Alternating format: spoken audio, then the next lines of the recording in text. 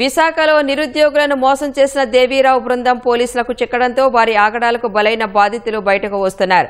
YCP హయాంలో ఆ party చోటా నేతగా చెలామణి అయిన దేవీరావును నమ్మి గ్రామీణ యువత పెద్ద సంఖ్యలో మోసపోయింది. దాదాపు 300 మంది బాధితుల వద్ద 1,00,000 నుంచి 15 లక్షల రూపాయల వరకు కాజేసిన ఆమెను ఒడిశాలో పట్టుకున్నారు.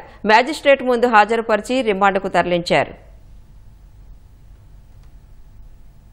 ఉద్యోగులను మోసం చేసిన మహిళా వైసీపీ నాయకురాలు ఈత దేవీరావు బృందం ఎట్టకేలకు పోలీసుల చేతికి చిక్కింది. ఒడిశాలోని జైపూర్ రోడ్డులోని ఓ లాడ్జిలో మకాన్ చేసిన ఈత దేవీరావుతో సహా మరొక వ్యక్తిని అదుపులోకి తీసుకుని విశాఖలోని ఎంవీపీ పోలీస్ స్టేషన్ కి తరలించారు. ఆమె నుంచి పలు కీలక పత్రాలను పోలీసులు స్వాధీనం చేసుకున్నారు.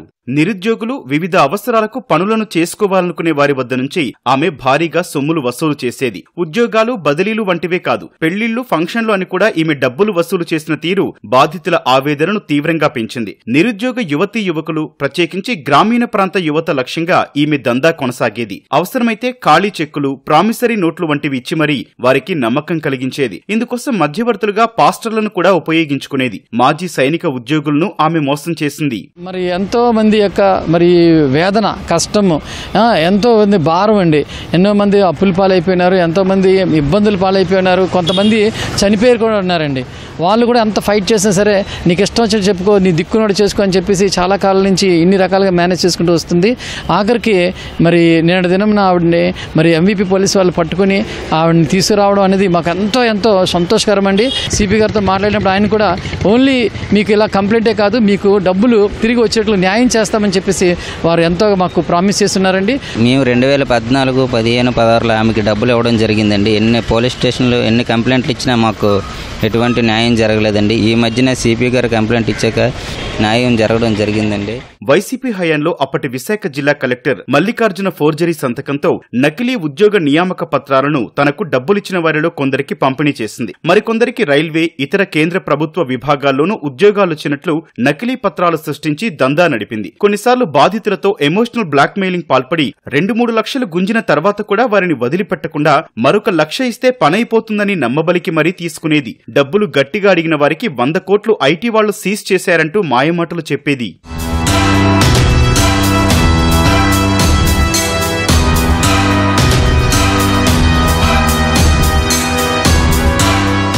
మూడు 300 మంది నిరుద్యోగుల నుంచి ఈ తరహాలో డబ్బులు తీసుకుని వారు తిరిగి అడిగితే రౌడీలతో బెదిరింపులకు పాల్పడుతోందని విశాఖ నగర పోలీస్ కమిషనర్ కు బాధితులు ఫిర్యాదు చేశారు. కొన్ని నెలలుగా తిరుగుతున్నా పోలీసుల నుంచి స్పందన కరవైంది. దేవీరావు ఆగడాలపై ఈటీవీలో కథనం ప్రసారం చేసిన తర్వాత నగర పోలీస్ కమిషనర్ శంకబ్రత బాగ్చి స్పందించి అరెస్టు చేయడానికి ప్రత్యేక చర్యలకు ఆదేశించారు. పోలీసుల చుట్టూ ఎన్నోసార్లు తిరిగామని, ఈటీవీలో ప్రసారమయ్యాక దీనిపై చర్యలు ముమ్మరం కావడం పట్ల వారు సంతృప్తి వ్యక్తం చేశారు. మా దగ్గర నుంచి చాలా వరకు అమౌంట్ మొత్తంగా తీసుకుంది.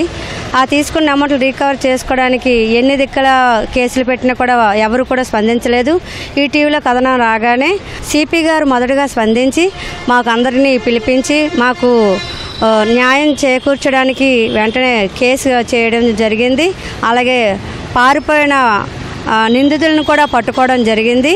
దేవీరావు గారితో కొన్ని ఏళ్ళుగా చాలా ఫైట్ చేస్తున్నాం మేము, కానీ అంత ఫైట్ చేసినా మాకు జరగని న్యాయం ఒకసారి ఈటీవీ వాళ్ళు మేము అప్రోచ్ అయిన తర్వాత మాకు న్యాయం జరిగిందండి.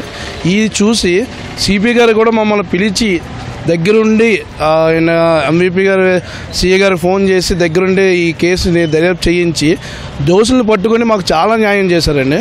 మా విషయంలోనండి మేము చెప్పులు అరిగిపోయినట్టు మేము పోలీస్ స్టేషన్ చుట్టూ తిరిగామండి. మా తరపున మాకు సిపి గారు ఎంతో న్యాయం చేశారండి. తర్వాత ఈటీవీ వాళ్ళు కూడా మాకు న్యాయం చేశారండి. ఇంత తొందరగానూ మాకు కేసు అవుతుందని, వాళ్ళు నిందితులకి ఇంత తొందరగా పట్టుకుంటారని నేను నమ్మలేదండి. నిజంగానే చాలా చక్కగా న్యాయం చేశారండి. ఈత దేవీరావుతో పాటు మరికొందరు మోసగాళ్లు ఉన్నారని, వారిని కూడా అరెస్టు చేయాలని బాధితులు కోరుతున్నారు.